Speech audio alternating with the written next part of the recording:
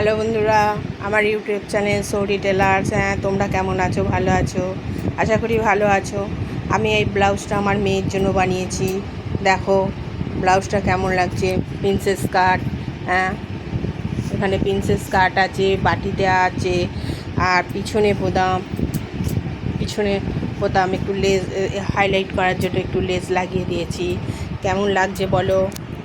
ভালো লাগলে কিন্তু একটা লাইক ও শেয়ার করবে। দেখো হাতাটা কত সুন্দর লাগছে। হাতাটা দেখেছো হাতাটা কেমন হয়েছে। লটকান দুটো দেখো কেমন হয়েছে। ভালো লাগলে একটা লাইক বা কমেন্ট করতে ভুলবে না বন্ধুরা। Tata, by.